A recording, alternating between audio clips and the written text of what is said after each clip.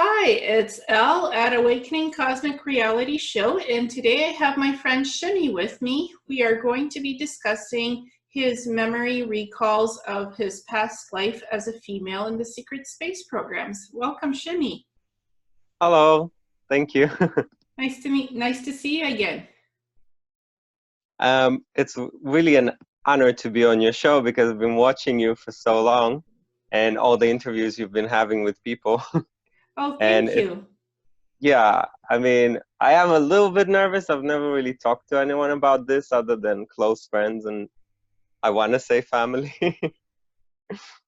But you know how family, they never get this. They don't know anything about this, especially the older generation. Yeah, that's true. That's true. So how did you come to recall that you had a past life in the secret space program as a female? Well, I never really wanted to do anything with this, if I'm honest with you, just because I saw how terrible it is, really. Like, why would anyone want any part in this, right? And I was just exploring my past lives in general. I wanted to heal myself. I had a lot of physical issues and health problems, and none of the conventional, like, doctors and procedures were doing anything for me. And I was getting kind of desperate. So I was like, well, I watched all of these awakening videos and stuff, and I thought, well, maybe if I find out more about who I was, because I was already going out of body, and confront that, I can, maybe feel better about that, and maybe it will even make me feel better physically as well. And I was just going out of body, just doing my own thing, the ETs, the going and seeing what's beyond our planet.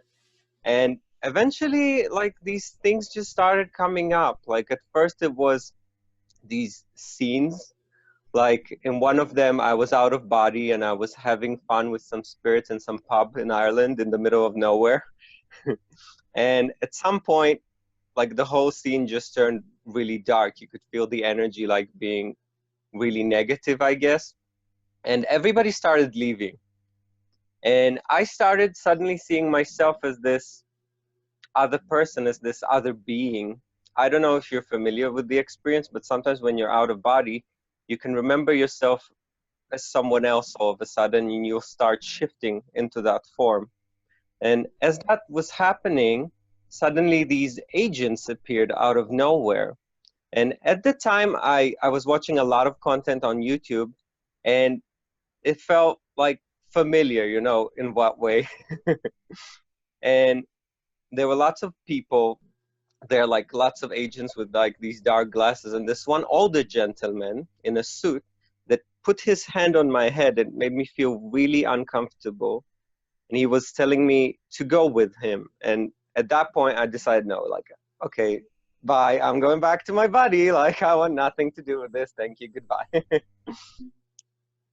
And sorry, like, if I'm going like really from the start, because like these are not the actual memories, but that's what led up to that, right? At that point, I had no idea that was the case. I thought maybe they wanted to recruit me or something, you know what I mean? Yes, yes, I do. Yeah, and I heard from other out-of-body travelers, which are usually the crowd I hang around with, that sometimes these government agents will try to do that or intercept you out of body if they suspect you have alien DNA, or if you're just a very well-practiced out-of-body traveler. And basically after that, I started having, again, like these random memories out of nowhere and experiences. In in one of them, I saw myself being sent, like as a person in a lab somewhere, being sent on these missions out of body to locate these objects that they hid in some woods or some weird places, right? And that was like a test to see if I could go and find them or something strange like that. And then I started having these weird, I'm sure you're aware of alternate versions of the Earth. Yes, So I, alternate realities, alternative realities, different timelines, yeah, past like different, lives. like different possibilities of this same version of the Earth. For me, at least, it feels that way. I started seeing myself in the programs or being recruited into the program in these. So that was like about a year or a year and a half ago. And at first I saw myself like going down the street, just the park, which was really like normal for me right next to my house, in this other body, in this other version. And suddenly I have this floating sensation. I felt like, how can I be going out of body when I'm already out of body observing this experience? And I felt like my soul was being like attracted or taken somewhere by this weird like invisible force. I saw myself floating over Israel, like to over my city to the edge of a pier of some kind or a beach. And I just didn't recognize the specific beach, but we have a lot of beaches here in Israel. And I was going into the ocean. And as I was descending deeper into the ocean, I could hear this like sonar, like really loud sonar voice, like noise, sorry. And I started getting this sensation like I'm getting closer to a submarine, because that's the only thing that came to mind that, you know, would emit such a noise. And it was getting louder and louder and louder, and everything was super dark because I was really deep in the ocean at that point. And for out of body situation, that was a very slow movement, right? Because when you're traveling out of body, you're used to going like zoom from one spot to another like very quickly. And basically I found myself inside of the submarine, inside of a body that was prepared for me. And I was waking up in it feeling terrible. I was wet, naked, and really, really cold. Like this body was on the floor, like in a really damp area, like for a while before I came. And there was this man that was propping me up, putting me down on a chair. There were a lot of like, sorry, my English is not the best, but like these, whatchamacallit, you know, the IV bags? Yes. And he was connecting these to my arms, and suddenly another person, I could hear another person like somewhere around me, but my vision was really, really blurry. And that was apparently his dad. And he was talking to him, and he was like, you know, Dad, like I really want to be a super soldier or something stupid like that. They were having this argument, and he was telling him, you don't want to be in these programs.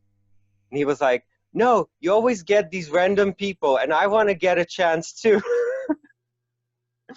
And as he was saying that, I was realizing that I was feeling sicker and sicker and sicker. And apparently I died. He poisoned me. He was on purpose sabotaging his dad, who was like a general or something in this program, because he wouldn't put him in the program. So yeah, that was another one. After that was another alter version experience where I found myself in a very similar like apartment and house. I had really extremely long hair, and the first thing I remember was getting a physical in some kind of weird office or place, I don't know. And there was like this doctor's office, and he was like, I was sitting in the doctor's chair and he was checking something up, and he left the room for a little while. And there was this locked door behind him. And when I looked through the, I guess through the lock, through the hole of the lock, because I was really curious, I saw basically this rancid, like pus-filled corpse, like laying on a, I guess a recliner, like a dentist chair, like on the other side of the door. I had this understanding that I was part of some kind of government, psychic, whatever operation. I was just going in for a checkup for some reason, and that I saw something that I wasn't supposed to see. And it made me really nervous. I remember going home that day, like in that experience, and then I kind of snapped back to myself from this version, and I got really curious. I started looking at myself in the mirror. I saw that my grandma and a lot of my family members were different. Like we had a dog, we don't have a dog here. And again, by this point, it all just seemed like, okay, this is not me. This is not my life. This is just something, you know, that happens in some other versions of me. Like this doesn't affect me, the me here, in any way, shape, or form. Like, I don't know how it works with other lifetimes, if like how it affects me. And like, I know in each version we can have, you know, different incarnations. So I don't know how that affects me here, right? So I thought, okay, again, this has nothing to do with me. I don't have to worry about this. And for the next year, I just let that go and pretended like it's just things I see. I even saw, by the way, in one of my experiences, a planet, a human planet with human people, right? Not just some aliens or something like that, but people, humans just like me and you. It was much smaller. Everyone was Caucasian, and they had the technology equivalent of our 70s or 80s. You know, they still had these old-timey phones on the wall that you had to pick up with the cord connected to them. And they actually released the zombie virus there. And I saw the last moments through the eyes of some of the survivors. And I know it's a bit unrelated, but it just all connects to all of the things that the SSP or these kind of programs do and have a hand in. Because over the years, I would see a lot of these things. Anyway, back to me and my past life in this. A few months ago, I joined this group of people on Facebook that have something to do with the SSP or have SSP experiences. And I was just curious, because in the back of my mind, I always felt like this was somehow something that was happening to me. I just didn't really figure it out yet. And during my time talking to them, I actually did, for a couple of nights, went to bed and I started experiencing these memories that I told you about. And in these memories, like I said, I was a woman in the 50s, and I was living alone in a black neighborhood. I don't live in America, so I don't really get, like, you know, a familiar sensation or understanding of where I am unless somebody tells me specifically, like, you're here, or something that I hear in conversation. And I just remember being a smoker, which I am now as well, by the way. And I remember having, like, this is the boring, like, life of that woman, like, you know, not the actual interesting parts, but I just figured I'd mention it. And I just remember that I had the same anxiety in that lifetime of being harassed, like, of people asking me for cigarettes outside for some reason. Because in that lifetime, I was a single lady, right, in her, like, 30s, living by myself in a black neighborhood. And I would go around the street, I would smoke, and I remember people harassing me, like guys harassing me for, like, smokes or for whatever. And I remember feeling really uncomfortable. And her day job was being a military secretary somewhere for some general guy. And she had some kind of affair with him, I remember. And they had, like, a really close relationship. And I guess he was part of something that had to do with the Navy. And at some point in their relationship, I remember he took her somewhere and he asked her if she wanted to be part of this hybrid program that they're working on. And she didn't really understand, but she trusted him, and it sounded like something really cool and interesting, right? They didn't pay them a lot at the time, and he promised her that she would get some kind of, I don't know, more money or something every month just because she signed these papers, just because she gave some of her DNA to this program. Like, she didn't know how it was going to affect her life. Of course, who would? But for her, it just seemed like a great opportunity. And that is when I started having the other memories where I'm not in a human body anymore and everything is strange and weird. Like, at the time, I don't think they were out in space as much. And the hybrids that they were testing, we weren't really sent, like, beyond Earth very often. I had the odd moon memory. I had the odd, like, weird botanical station somewhere out in space. Like, I'm sure it wasn't just for botanics, but that was the part I was walking through. And I remember because I stopped and I really wanted to try one of the fruits because they looked really, really weird. Nothing like anything I saw on Earth. And I remember the person escorting me. There was always a person with me, always. And I'm guessing that's the handler. He would always wear this brown hat and this brown, like, I don't know how you call them, these old timey, like long raincoats, I guess. Trench coats. Yeah, thank you. And he would always be there, like in all of the almost all of the experiences. And I remember he was like, "Oh no, it's okay. You can try one. I'll try one with you."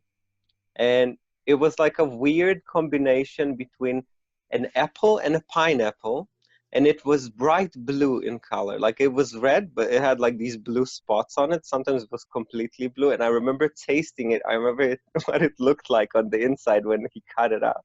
It was really, really interesting.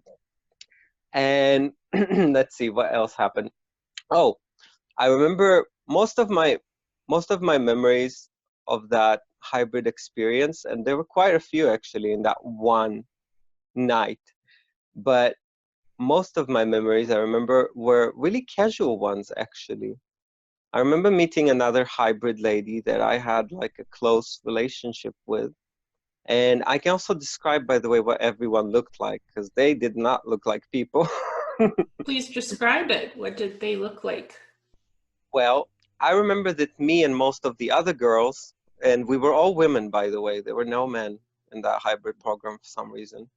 I don't know if they kept them separate, but we were all female. And most of the females and me, we had this white, milky colored, like skin. It was very, very like odd. And we had multicolored eyes and multicolored hair. Like, I remember even one of the girls had three eyes for some reason. Like, they'd be a bit further apart, these two, and there was one like right dab in the middle. And pink for some reason was a really like important color in that mixture. Like one eye would always be pink, and some of the girls had like a green blue, and most of us had brown pink or something in pink. And the one with the three eyes had a brown, black iris, and a pink one for the third one. And the left one was always pink for some reason. And all of their hair was a pale white color. It would always start out as pale white and turn pink somewhere like halfway through. And another bizarre thing I noticed is that we had like these residuals of what looked like little wings on our back. They were like maybe 20 centimeters at length at most. And they didn't have any feathers, but it looked like, if you pluck the wing of a chicken, that's basically what was on our backs. I don't know what that is. In all of my out-of-body travels, and I did interact with a lot of ET beings out there, I'd never seen any being that ever looked like that. And what's interesting is the woman that I was in a relationship with, because apparently I was into women then, which is odd to me now, because now I'm into men, so you can see how confusing that is for me. And basically, I just remember meeting her. She was waiting at what felt to me like a reception area or something that was like exclusive for us. She was like after a mission. She had a big weapon with her, which I found out like, why do you need that to just be carrying it around, casually? It was like this weird X-like thing. It looked like an X to me. And I remember I was looking at it and I was fascinated by it. And for some reason, she did something. I don't know how she interacts with it. There were no buttons or anything I could see on it. But it emitted this like weird, like almost magnetic field. And it felt like it was attracting me physically, my form, into the blade. And she Wow. laughed.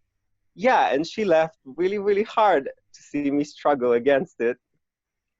And after that, we hit it up. Somehow we started like making like casual conversation. She looked, by the way, I know you're into fantasy games and stuff, and not just sci-fi, so you'll probably understand the reference. her face looked like the face of a goblin with a long nose, you know, with the horns. She was completely bald and her skin was bright red. And she had these like goat horns circular on the sides of her head. And I remember she asked me if I ever wanted to have children. And that made me laugh really, really hard. Not just because we were in this program and I had the feeling none of us were capable of having any children to begin with, but also because in this lifetime, I would always joke when people would tell me like, Shimi, why don't you want to have kids? And I'm like, well, if you want them so hard, you have them. And that's exactly what I told her. And other than that, there was one more memory that I remember, and that's a medical checkup. Oh, sorry, a couple more memories, but one of them is a medical checkup. And I remember really, really, really hating the doctor. I remember telling myself to never, ever again go to the doctor's office unless I am like going to end, you know, like it's the worst thing ever. Like if it's anything other than the worst possible situation, never go to the doctor's office. Because I remember coming to him, to that asshole, with a twitch in my eye, right? That was really bothering me. And his solution to that, because he's a sadistic monster, was to take these like needle-like things and shove them in my eye, basically. I could feel everything. And I don't know how that helps or how that's a valid treatment, but it did help. But I have a feeling that he really enjoyed torturing us every time we came there. And there was this consensus between the girls that we should all avoid him at all costs if we can. And the other memory I had is me being a terrible, terrible, horrible hybrid asset for the, at least when it came to physical missions, where I had to go into some kind of combat, because my one and only memory of doing that is being blown up, like my head being completely blown off. I don't know how, but I was watching myself already as that was happening from out of body, and I could see the body falling over, like my left hand and left foot for some reason was also blown off. And I just remember it suddenly starting to regenerate, like not the whole thing would grow back, but the area where the head and the arm and the foot exploded kind of started very rapidly closing in, like shutting off. So there wasn't any bleeding that I could see. And from the hand and the foot, these two little stubs started growing out. And like a puppet, kind of stood itself up, you know, picked itself up. And then this agent guy showed up and it kind of limped over to him. And so he could carry it away, I don't know, wherever. So yeah, that was also really interesting. There are some species hybrids that can regenerate their bodies even if something has been blown up. So if there's if they put something in the DNA that does body and tissue regeneration, could regrow limbs and stuff. Yeah, thank you for saying that. Like, I'm really happy I could talk to you, that you have, you know, more experience with a lot of these things, because to me, when I was talking to these wonderful, amazing people, by the way, no complaints at all. But, you know, they were just like me. They were figuring things out, and everything I was saying just sounded like complete mystery, right? Like, what are you even talking about? Yeah, and what interested me when you told me that you had been in a female body and that you worked as a administrative secretary for a general, the United States secret space programs had started in the 1950s, actually, with Project Horizon, where Werner von Braun, who is the German scientist, he was brought from Germany through Project Paperclip to work on building space stations, the circular von Braun space station, to launch that out and it be near the moon in the Earth orbit, and to eventually build a US base on the moon, like underground and stuff. So they could send shuttles from the Werner von Braun space station to the moon, and other, even they had at first plans to send the V5 rockets to the moon with supplies to build the base underground. So that's the 1950s early United States Navy secret space program, Army and Navy. So they'd started to build bases underground on the moon in the craters and underground. So that's how it started. Then in the 1980s, they branched off to Mars, build bases. So I wouldn't That be makes that. Sorry to cut you off. I just want to say that makes so much sense to me, and it's such a big comfort to hear you say that, because I don't remember ever going very far from Earth. And all of these people coming up now, it's all about Mars. It's all about these remote places that I don't even remember ever being on. Yeah. Yeah. Well, I mean, it started off 1950s with the U.S. Army and Navy, them starting off with building these, quote, space stations, circular space stations with artificial gravity, with Wernher von Braun being the head of that project. And he worked as a director at NASA. So those were his plans. And the planetary corporations, which is the main one, the U.S. corporations that were involved in that, they wanted von Braun, and they threatened his family and held that over his head as blackmail. So he'd work for them because he had the knowledge and the experience and the plans actually to build these space stations.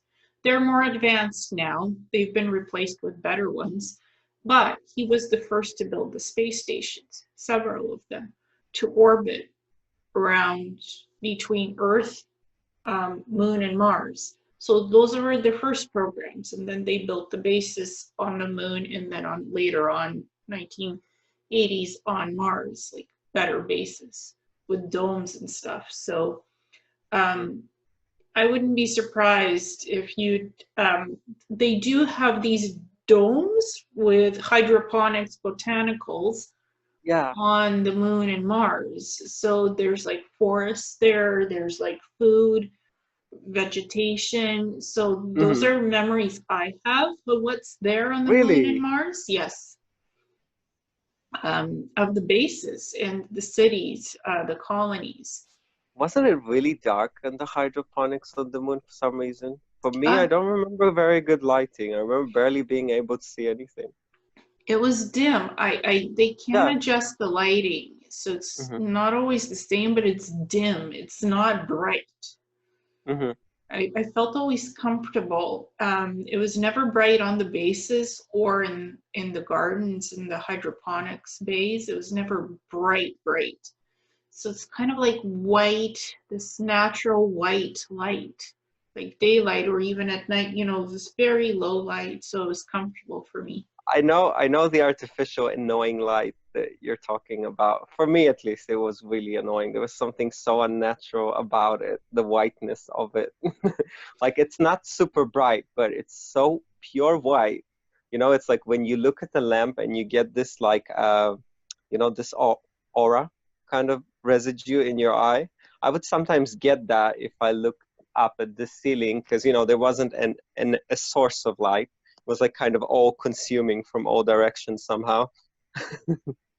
Yeah, I remember the lighting was very comfortable for me, but Mm, I remember very advanced faces and very modern, like not mm, old style, not 1950s. So the lighting was sophisticated. You could hardly see it. It's in the walls, like within the mhm. walls, and it feels like natural daylight, like very comfortable lighting where I was, at least for me. Yeah, I was in the crapshoot. Well, it sounds like, you were in different places and in different bodies even, Mhm. as well as female, but in different bodies, and very interesting experiences. I was just watching recently the new Star Trek Picard series. Me too. I Um, just saw the first episode. Mhm. yeah, it's interesting. They blew up the synthetics, blew up the Utopia Planitia shipyards on Mars, and Mhm. now Mars, in that reality, is not habitable because the atmosphere is ruined. What little atmosphere there was, Mhm. and you know, it's gone. So it's exactly like what we have now on Mars, where its atmosphere is thin. There are bases and cities on Hmm. Mars with these programs there, and they build cyborgs in the cybernetics labs. So they actually build biological human synthetics. And that's Hmm. outlawed in Star Trek Picard because the synthetics destroy Mars, the habitable parts of Mars. So I think that's a lot of disclosure going on in Star Trek Picard right now about what's happening on Mars and what they're actually Well, doing there. even the point of the episode, which was the synthetic, whatever human synthetic thing that was like looking for Picard, right, for safety, because she was supposedly the daughter of whatever. I don't want to spoil too Data. much, but yeah, but the point is, like, she had this like weird memory recall type situation after being assaulted. And I think even if you put aside what she supposedly is, like, that's basically what's happening to all of us right now. Yes, definitely. And I think like this happens to us in our 20s, like mid You think 20s, so? where, well, that's when it started for me when I was like 28. That's when it Yeah, started but for me. how should I call you, Ileana? Yeah, Yeah, okay. Well, Ileana, that's where my experience is different than you and a lot of your fellow SSPs, because you've been taken in this lifetime in this body, right? And for me, I wasn't. For me, this if I feel like if I didn't start digging into my own past life experiences, I wouldn't I wouldn't even find that at all. Like, I'm 32. I've only gotten these memories like the last 2 years. And yeah, that's because I was actively looking. yeah. Like yeah, go ahead, sorry. I wasn't actively looking. I got into the shamanism first and the healing Mm-hmm. aspect of being a shaman, and Yeah. also white light magic Wicca with another Mm-hmm. teacher. So I was just learning past life regression, soul retrieval, self hypnosis. I wasn't Mm-hmm. actively looking for those SSP things. I first started getting, like, I always knew I had ET lifetimes and I had been in ET since childhood. I've had the memories, but Mm-hmm. that's what I was exploring at first, and then the SSP stuff came secondary through the. Actually, yeah, that's exactly what happened to me.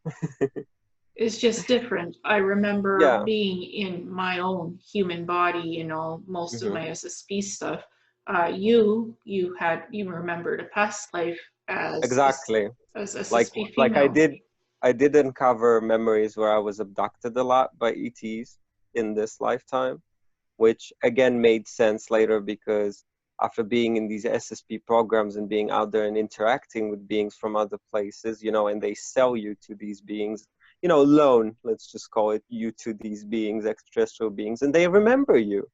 So even when you change bodies, they may still rent you in this new body because, just because we're not part of the SSP, we're doesn't mean we're not merchandise, because we all are still, at least in the eyes of the government. Just like they can pick you out of a yearbook, right, of a bunch of children, make a clone of you, and borrow your consciousness without your consent for some rich client to fuck you, and then, sorry for the choice of words, but basically you may or may not be aware of the experience when you go to sleep, or just think, oh, that was a weird dream. But it wasn't a dream, it was a very physical experience. And these ETs can also pay to rent you, which happened to me recently, by the way, where I had these. I hope you don't mind, like, if is this something you'd be okay with me talking about? Yeah, go for it. Well, as I was working on bringing more awareness into my experiences, because I had several ET abductions recently, that I was aware at least of the first part of being taken to the craft. And in this latest experience, that's where it became like really extreme. But basically, they showed up like around like in my bedroom. I know it wasn't an out of body experience because I was in my body. And how they woke me up, it was actually really funny because I felt somebody poking me at the side, like, of my body. Like, I don't know if they know how to wake a sleeping person, Most of That's not them how you don't. do it. Yeah, No. that's not how you do it. He was just poking at me, like really painfully until I kind of woke up. And I felt, you know how they like to numb and partially paralyze you just so you're easier to handle? So Yeah, that's sleep what I felt. paralysis. That's what I felt. Like I was in a kind of half paralysis because what they had planned with me, they wanted me to be able to at least somewhat move. And there were like two females and two males. And one of the females was an agent. She wasn't one of them. She wasn't an alien. And I'll tell you how I know later because I went out of body later because I wanted to see that experience from a different perspective so I get more of what was happening to me.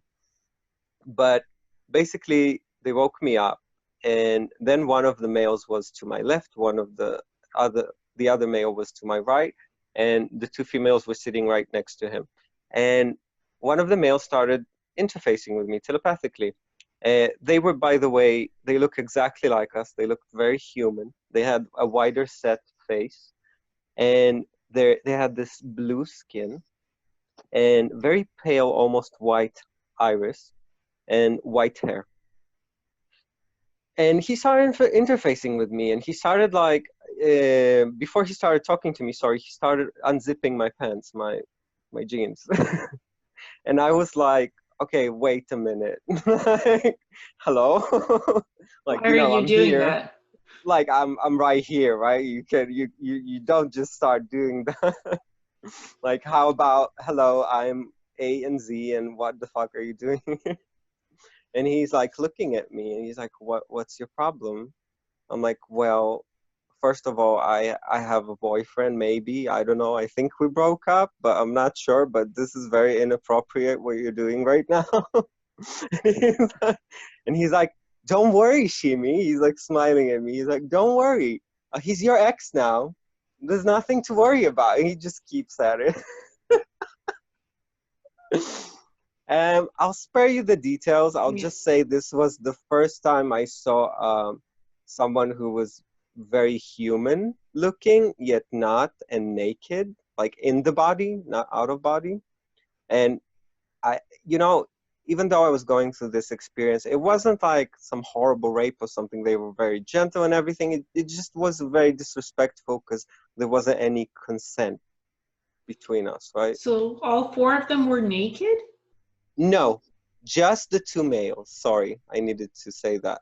This experience was one of the males kind of manipulating me telepathically to play into this to get the other male that was next to me off, if that makes sense. I don't know what twisted game that was. The two females were just sitting there and staring at us through the entire procedure, which I found to be hilarious. And I know there are species who like, when one of them is doing something, they need the entire group to be there and participate, at least or watch or something. Otherwise, they don't get off. I've heard the stories. I Yeah. don't know who, yeah, I don't know who these people are, right? But they seem to know me, and I guess, I don't know.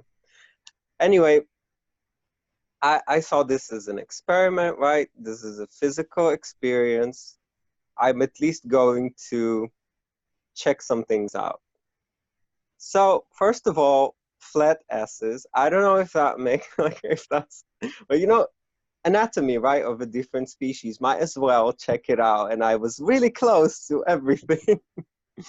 Like you got this like male genitalia, and it's blue and hairless. There's no belly button on any of them, and we both know a lot of them don't give birth. A lot of them just make more bodies and just move into those. Yeah, Yeah. clone or synthetic body, Mm-hmm. something like that. There's so many different variations. They can make themselves androgynous, male, female, anything, Mm-hmm. skin color, Mm-hmm. height, whatever you want, they can make it. Yeah. I noticed they were all like the females were my height, and I'm pretty tall. I'm like, I don't know how much it is in feet. Like, we use the metric system here. I'm like almost 190 centimeters tall, like almost 2 meters tall. The females were as tall as I am, a little bit taller, and the males were even taller than that.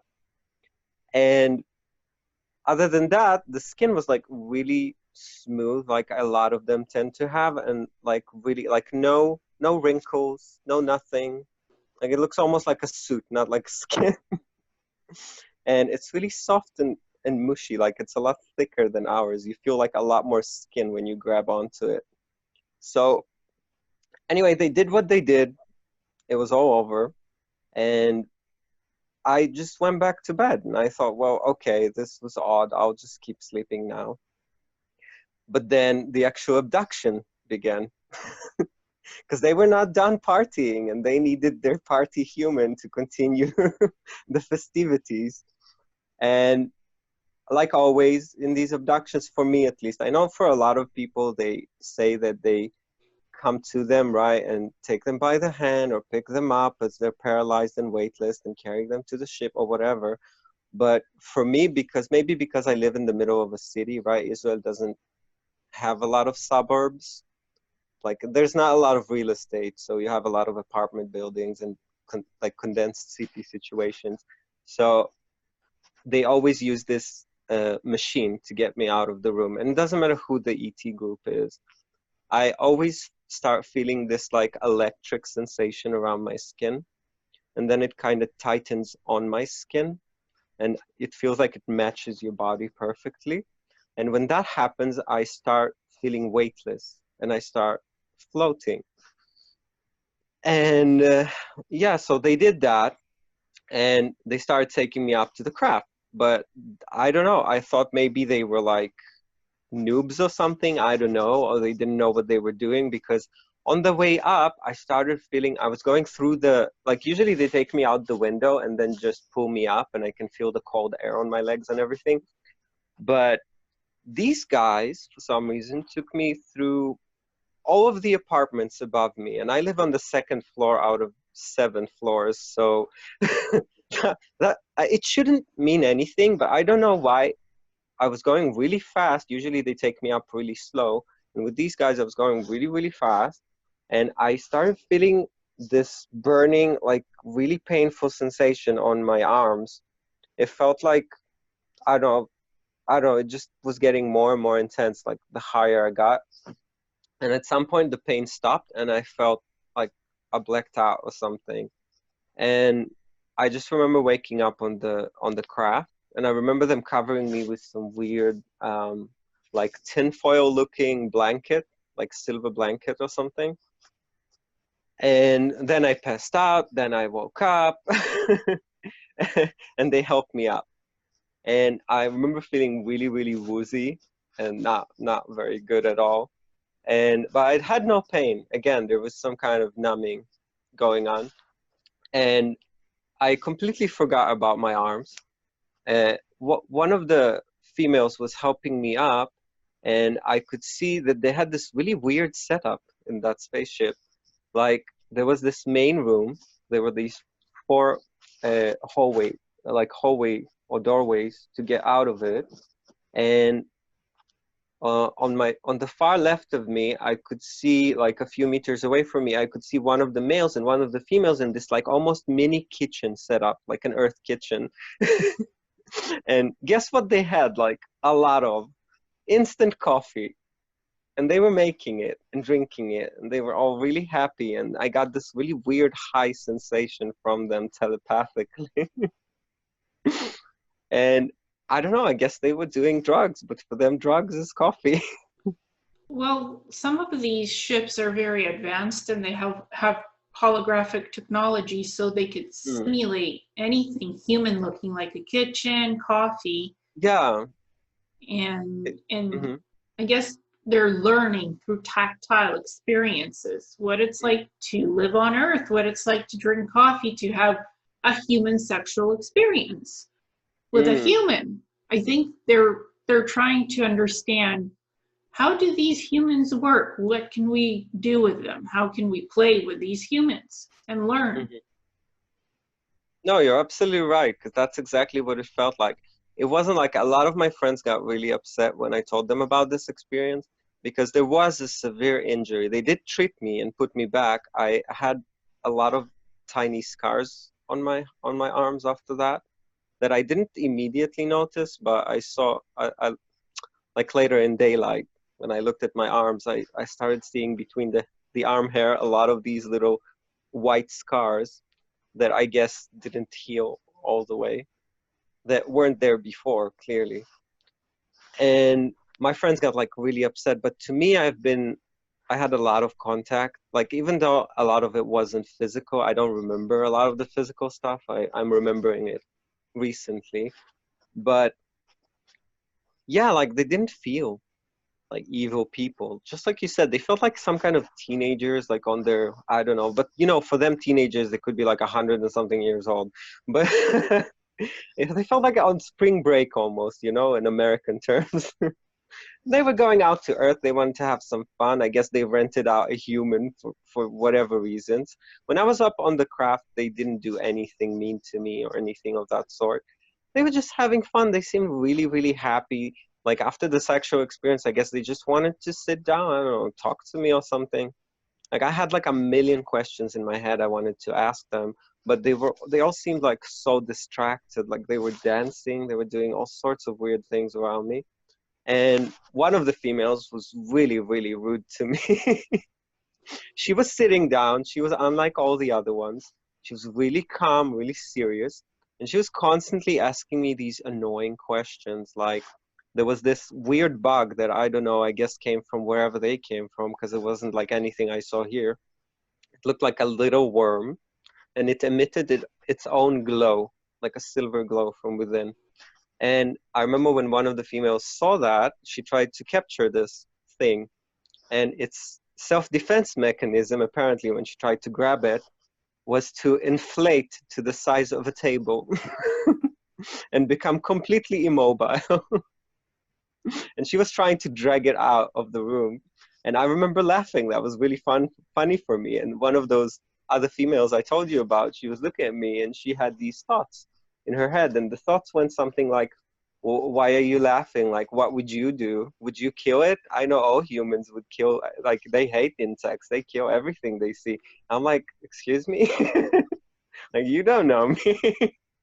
Like, what's happening here?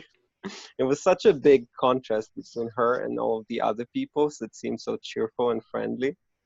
Anyway, at some point, she saw me laughing. She thought it would be really funny to like drop it on me to see what my reaction would be. But I wasn't fazed. Like it didn't seem like it gonna hurt me in any way. I just kicked it back at her. I remember getting like I was sitting on a couch when all of this was happening. They had this like setup of like a stoner 70s like couch situation. You had a lot of rugs on the floor and some couches all around. And I remember when I got up, I suddenly remembered that I had like what happened on the way up to the ship. And I remember looking at my arms and I remember seeing a lot of really, really burnt skin. And I started feeling really, really sick. I remember blacking out and just losing my equilibrium and just kind of falling and them catching me. And the next thing I remember for a moment is opening my eyes on the floor and one of them was rubbing this translucent, like yellowish gel on my arms. And a few moments after that, I was back in my bed. So do you think that they had some kind of a simulation going on, holographic simulation on the ship because they had the couches, the human-like kitchen? You know, I did speak briefly to Penny because a friend of mine called Thomas, like when I was, like the whole going to the group of SSP people thing was not like my intention. I was just talking about this abduction experience with a guy named Thomas. And I was asking him, like, do you know who these beings are? I was just curious who they are, like where they came from, because I didn't have any time to ask them these questions. And he referred me to Penny. I asked Penny. Penny seems to think they're Anunnaki. I don't know. I never met the Anunnaki. Heard a lot about them. But yeah, sorry. I kind of got lost. But the point is, that's how I kind of got into the whole SSP thing through them. Yeah, I know Penny, I know Tomas. From what I think these are very curious beings who are just trying to figure out human culture and how that works. Likely they created a simulation room where they, you know, replicated couches, Oh rugs, yeah, human kitchen, all that yeah. stuff. Sorry, I remember now. When I was talking to Penny, she said that it's very likely that they weren't using their own craft, that they were using one of our craft. So that may have been just a recreational room, like a normal one as That could well. be, yeah, or Yeah. it could be like a holographic simulation where, you know, on ships they have holographic rooms where they could replicate anything and it looks so real. You could touch it, you could feel it, and then it just disintegrates after the No, program is you're over. absolutely right. Absolutely right. I just haven't had a lot of on-ship experience that I remember consciously.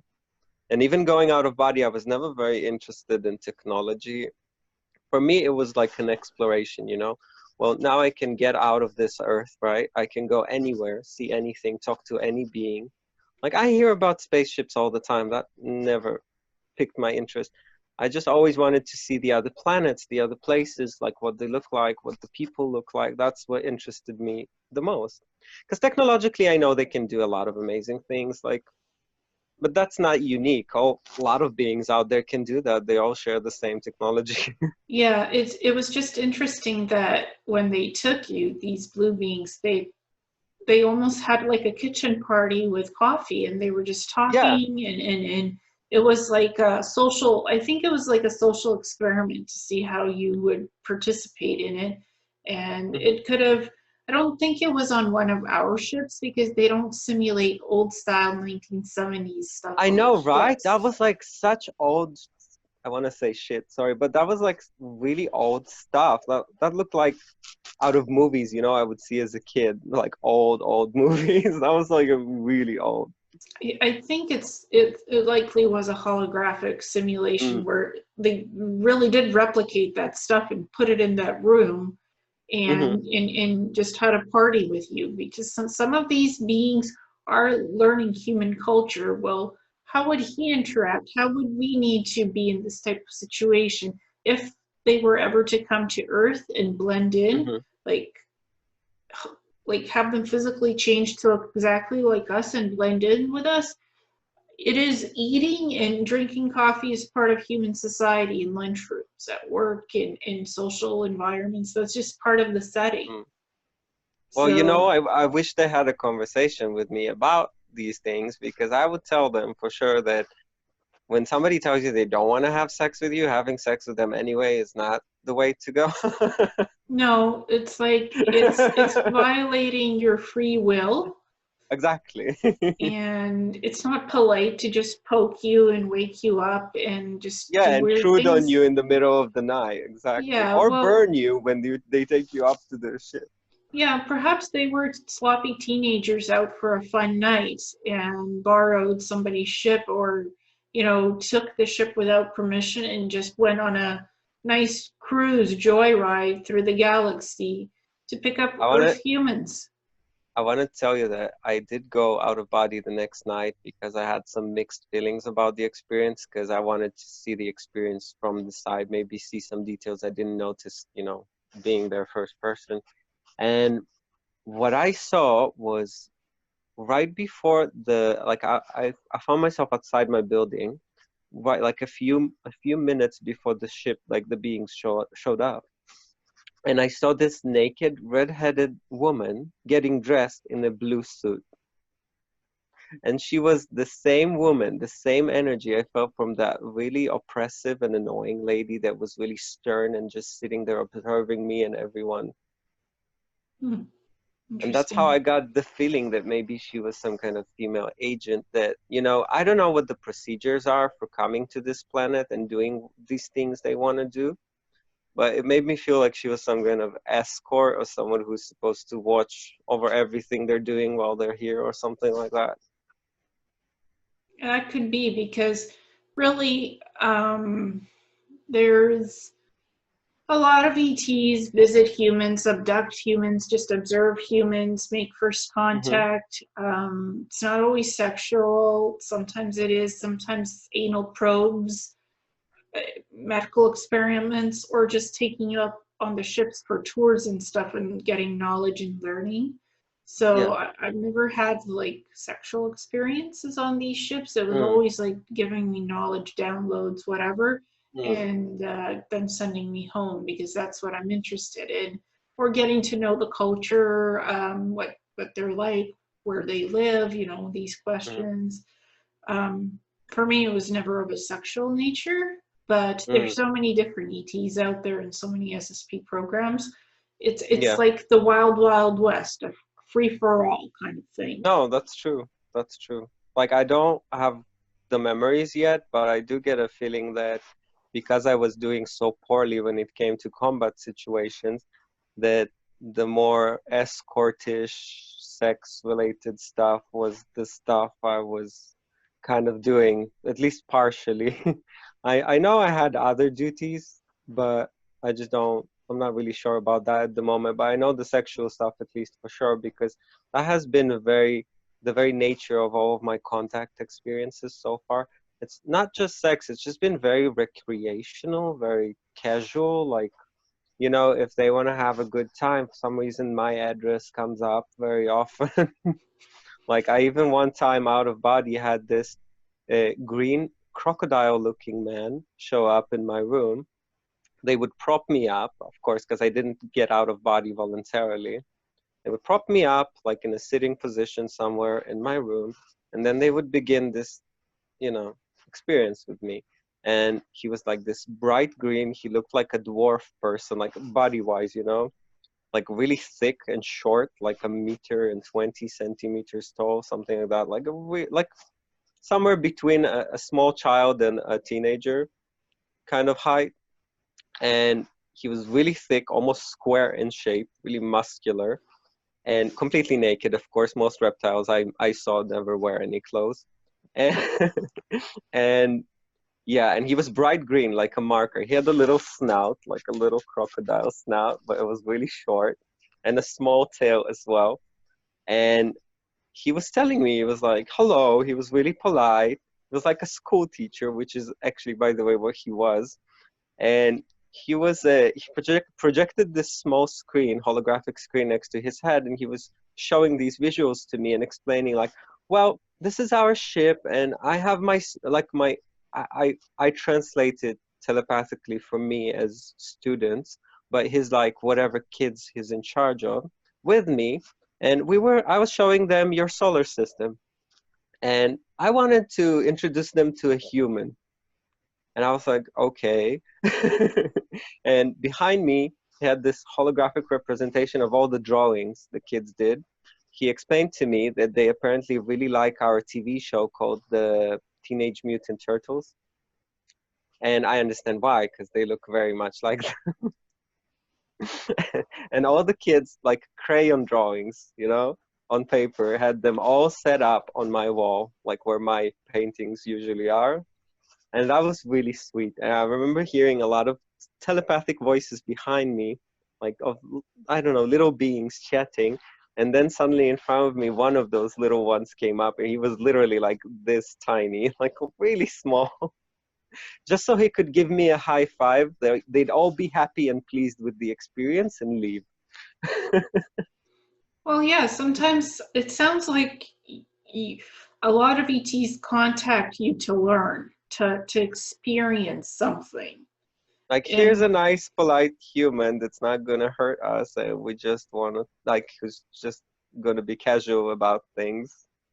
yeah, seems your address comes up for these experiences for them to get an experience with Hmm. you in it. And because you're not, I don't get that you hurt anybody. You're a very easygoing person. You were I not also into don't care drama. what I also don't care what they look like, by the way, because I'm all into the soul. I know we all are souls, no matter what we look like. So that never really, like, I would be curious sometimes, and I would have the very polite. I have my own like contact situation where I go to them out of body, and I have these protocols for myself that I've learned how to be polite and respectful of them. Because I would like to sometimes touch and feel the texture of their skin or things like that. You know what I mean? In a very Mhm. respectful way. So yeah, I just feel like they feel really comfortable around me, like So even with their children. yeah, it's like a learning situations. You get the learning situations experiences. Yeah. you get those types of visitations, I feel it's like they're curious about you. They want to see how you would react to them, and just it's a learning experience for these ETs. Hmm. To I get also enjoy it, but it's really disappointing for me because, you know, these beings are very selfish by nature. yeah, They some of come them for can what be. they need. It's never Yeah, about what you need. exactly. I can't remember one time where I ever got to ask any question or get any answer for any question asked. It sounds like tactile. They come to you to learn about humanity, human culture, your reactions. I think it's about them coming to you for your reactions, to see how you react, to see it's like, oh well, you know, different body parts, different skin color, and you don't mind what they look like. So oh, anyone can just come on in for a visit and Yeah. experience things with you. I think that's why they come, because you don't mind what they look like. Yeah, but there's also the disturbing side to all of this because a lot of them can treat us like pets sometimes, and I've had one of those experiences as well, if you would like to hear about it. Yes, sure. Well, my friend had, and it starts with my friend because you'll see in a minute. She's usually, like, when I started doing all of this, she was really not into any of this stuff, but she was really respectful. You know, she's my best friend, and she'd be like, well, Shimi, like, I don't know what to think about this. I don't like some of your stories, but I love you, so you can tell me anyway. And but she was really curious about going out of body like about half a year ago. She tried. She had like a partial experience. It didn't really work out for her, so she let it go. But then like I think like a couple of weeks ago, 2, 3 weeks ago, she suddenly had an experience. In this experience, she was having a normal dream and had a dream invasion. And you know how that is when somebody comes in and just interrupts everything that's going on. For her, it was a giant, really long, three-fingered arm coming from under the bed, pulling her under the bed. And that's a great tactic, I noticed. Even out of body, when it's not a dream, they like to come from under the bed for some reason. That's a go-to for them. I know closets are also popular, but Yes, yeah, I don't closets know. and portals are under the bed Yeah, for a I lot. don't know why they decide that, but the nightmarish under the bed thing seems to be a very popular thing for them. And that was a really, really tall, enormous gray that she found herself with on a silver bed, you know, the classic situation, lying down on the silver metallic bed with the screen on the right side coming off the wall.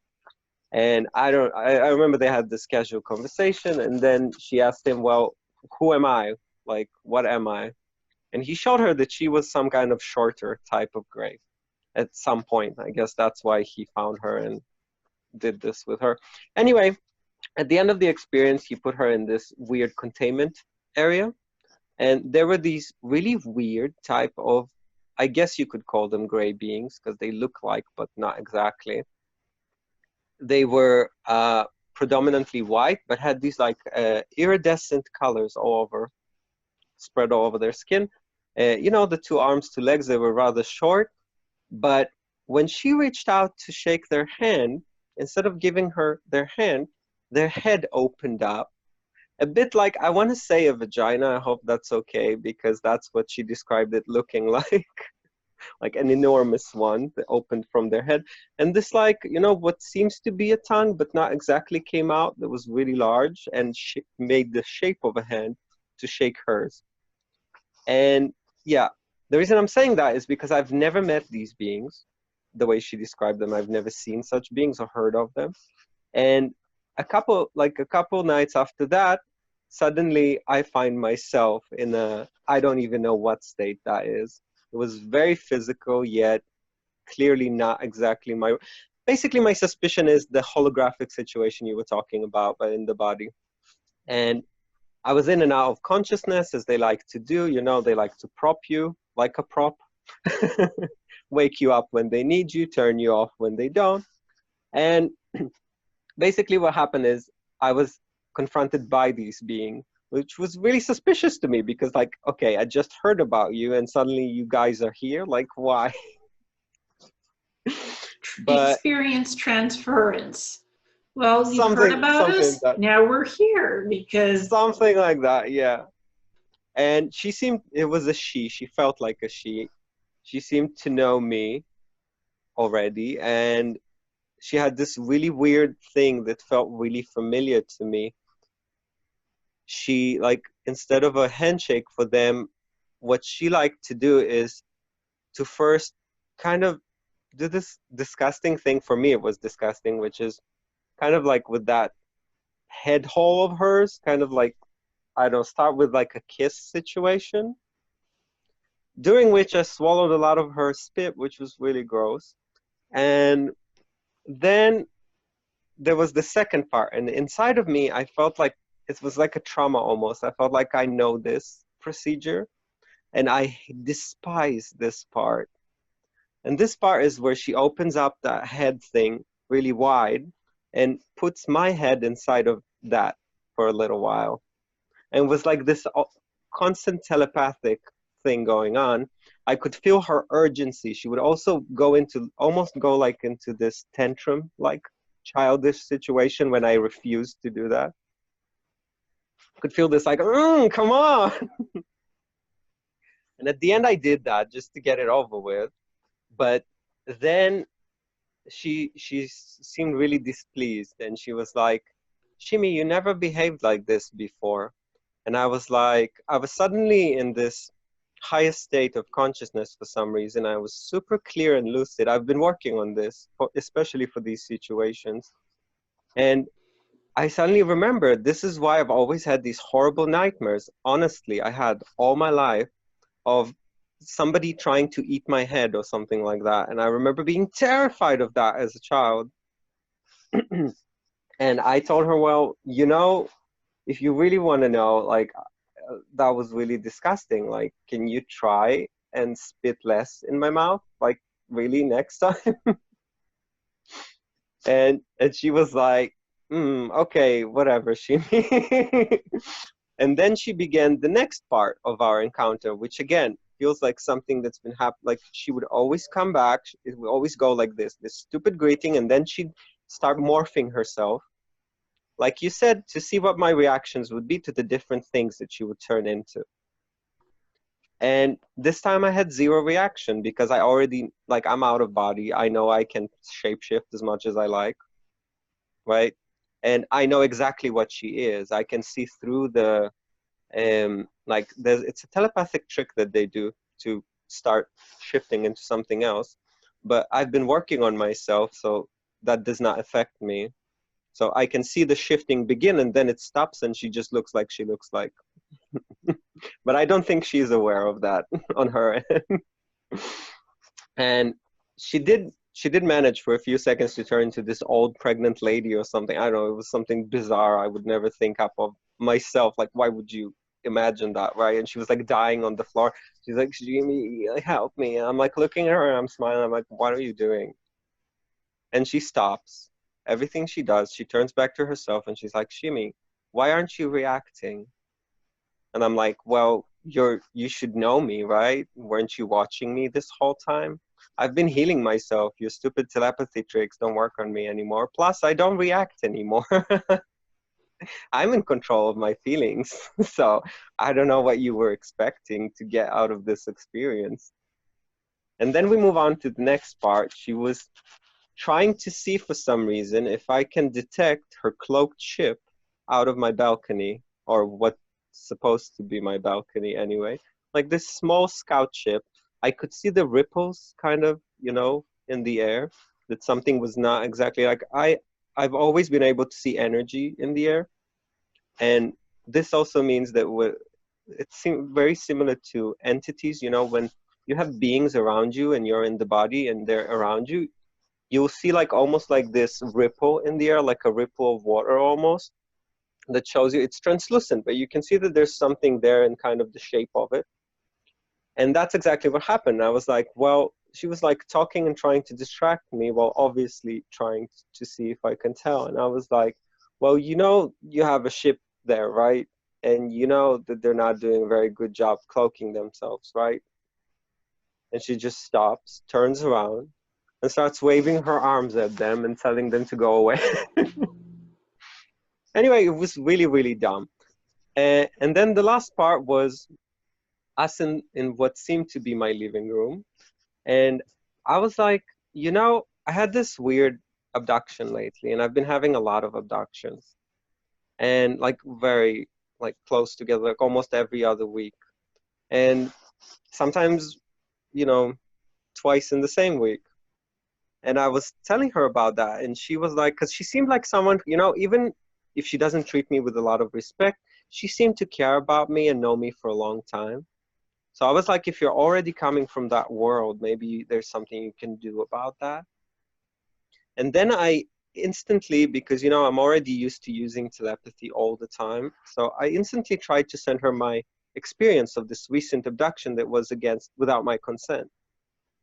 And she started swatting at the air like something invisible was assaulting her. It was really weird. And after that, she was like, okay, I'll see what I can do. And that was basically the experience. That's interesting because the grays can simulate a lot of different factors and why they take you. I think they try to feel your reactions and feelings. And the more they take you, it's the same scenario, so you don't react anymore. And then they understand, okay, well, those tricks won't work on this person anymore. Let's see if they'll work on somebody else. And eventually they switch tactics in the abduction experiences. So I got the impression that these gray beings are called the Solari. That's just the Mm. name of the species, just psychically what I pick up from while you were talking. I'm like, Solari, that's the name that keeps on coming, the I'm species really name. bad with names. I never get any names and they never introduce themselves. So that's really interesting for me. Yeah, they go straight to your experiences, and Mm. it's Salari, Solari. Hmm. So that's what I was picking up psychically from that. And I think you have quite a mixture of different things. There's the ETs, there's the SSP past life stuff. So you, There are demonic beings that I had to encounter a lot. There were a lot of these vampires for some reason come up a lot. There's like a lot of everything. There's been so much going on. Like, I'll be honest with you, physically, I was in a really bad place for a long time now. So I was unemployed for many years now. Like, I'd sometimes get a job here and there just to get some income, but it would be really temporary. And I can tell you that most of my nights, even naps, like I just get these experiences like one after the other, like every day for years now. so you had to So literally do the out of body work to heal yourself. actually, the opposite. I had to shut down a lot of doors because I saw the out of body was, uh, it's like, how can I say, it's a very susceptible situation in my experience. Like I've been like you can be taken, you can be harassed, like a lot of things can happen out of body. And if you allow yourself to go out of body so freely all the time, like just a being standing next to you would agitate you enough that you would slip out automatically. And Okay. you never know what experience you're gonna get. Like I still have plans to continue doing that now that I have a goal. But what I did was shut a lot of these spiritual doors and focus on my lucid dreaming so I can, without being harassed by whatever beings, so I can actually look into my own real, actual memories. Because I can tell you 1,000 hours of experiences of things that they've showed me and places they took me, right? And all these scenarios and stories and narratives, what happens on Earth and why, all the missing, tortured children, where they take them, their life experiences before the moment of death, right? I can tell you all of these things, but I honestly don't know how true that is because that's not something I saw within myself. That's something that something else showed me. And by now I know not to trust these things, not always anyway, right? But all of these memories I see within myself, within the Akashic records of my soul, through the lucid dreaming state, because dreams are way more interactive than people give them credit for, and they just don't know how to use them, to be frank with you. And doing that recently in the last like 4 or 5 months, I've been very happy and a lot more calm. Has your health improved? I don't know, like I've been trying a lot of things. I noticed after I've been like I haven't been able to stop the physical abductions, and I noticed every time they physically abduct me, I feel terrible afterwards.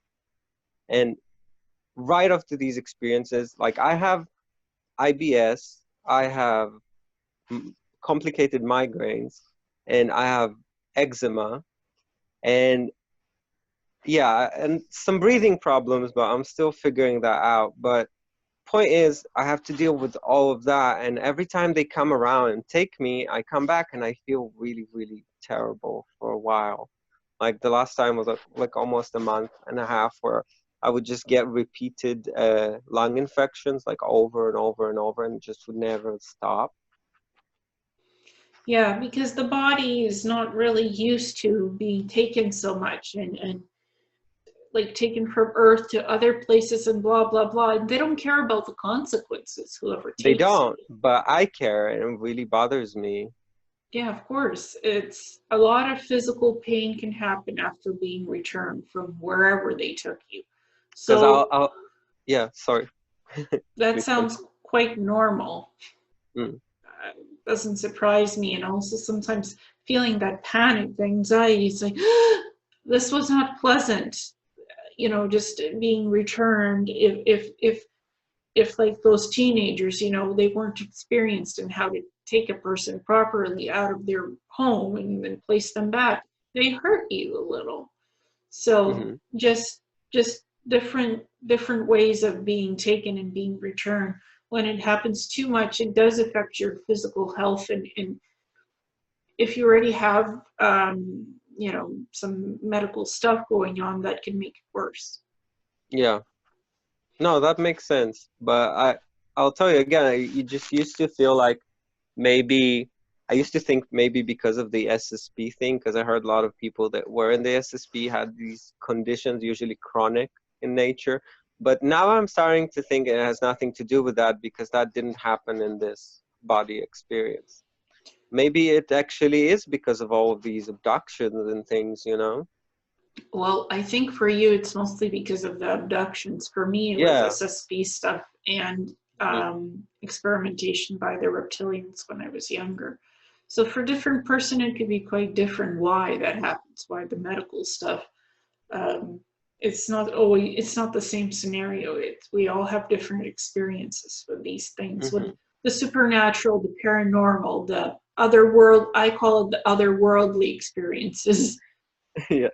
Because you have your normal mundane 3D life here on Earth, and then you have the other stuff that happens. And then you have to sort of incorporate what happened and deal with it in here and the now, and try to come to terms with it somehow. Mostly with yourself because you don't really have other people talk to about this. Yeah, mostly just with our own selves. I do have a few friends who I could talk to about this stuff who understand because they're healers, they're spiritual as well. They've had ET experiences. So I do have a few people I could discuss this with, and I'm friends with Mm. researchers who are in the ufology community who do this as work, as research. So for them it's fascinating and they take notes. We get together, Mm. they take notes because they find it fascinating. So I think for every person it's different and different experiences as well and outcomes of why and Mm. why are we going through this stuff. Did you happen to, because I remember from watching your videos, you you do look into your other lifetimes and like even before the earth as well. And I'm sure just like me, you were curious like what brought your soul to this planetary experience. Yeah, I came here in this lifetime because there was somebody I needed to rescue from my previous lifetime who was like who I was romantically involved with. Like, I don't want to Hmm. go into the details. This was 2 million years ago during the last fall of Atlantis. Mm. And just this romantic person who I was in a romantic relationship with got trapped here And so basically in this lifetime, I had to come and get her because she was in stasis. She was stuck here on Earth in stasis. Ironically, the Matri, one of the evil gray groups, put her in stasis under Peru, Amaramuru, which is a Stargate portal thing, huge mountain thing. So she was stuck here. She was trapped. That was 2 million years ago. She's still alive in stasis, even though that was 2 million years ago. So I had to come back in this human body to get her. But how do I go to Peru? Like my medical health is not perfect. I can't travel to Peru. So I had to learn astral travel, psychic communications with ETs, so somebody could come and get her. Get her out of stasis. SOS. Yeah, send the SOS, get her out of stasis, give her these plasma injection things to infuse her, to regenerate the body, to wake her up. Yeah, to revive her. So through that stuff, through doing that and remembering that, I also helped myself with the plasma infusions that I do every week to reset my autoimmune system, to help myself be feeling better. So it's a bunch of things of why I'm here. And I'm like, since I'm on this planet, might as well as do disclosure. Since I've done my primary mission, she's free, she's somewhere else, she's been healed, she's fine. She's not on this planet anymore. She's not stuck here. You can just chill, relax, and just share whatever you can with other people to see if that helps them. Yes, exactly. I'm not exactly chilled and relaxed because I have my own stuff here on this world. No, of course, but you know what I mean. Like the main mission is done. Like I'm here, might as well do. If I can do anything to help others, I do, and to just do disclosure whenever I can, and to just live out my life of what's meant to be for me. So it's like I've incorporated the past lives, the SSP stuff. I'm no longer searching for all the answers of the why, the who, and when, and where. Like I know most of it already for myself. So it's not about that anymore for me. I'm just mostly curious about other people's experiences and stories. That's why doing this discussion with you was very interesting for me, because I talked to you a little bit, but I didn't know all of your experiences. So I thought, of course, fresh perspective, let the person discuss their own memories, their own experiences, the how and the why and the where. I think you shared some interesting perspectives that I think everybody will find interesting as well in what we discussed here. So thank you so much. I appreciate our chat. And again, nice to talk to somebody from Israel. I used to live there 2 years when I was small. So so I know the country. The culture, been there. It was an interesting place. Thank you very much. It was really nice to be able to share this online. And with you, I always found you a really nice person. I always wanted to talk to you myself. So this was also really fun for me. Oh, I appreciate it. Thank you so much. Have a good night. Good night. Bye.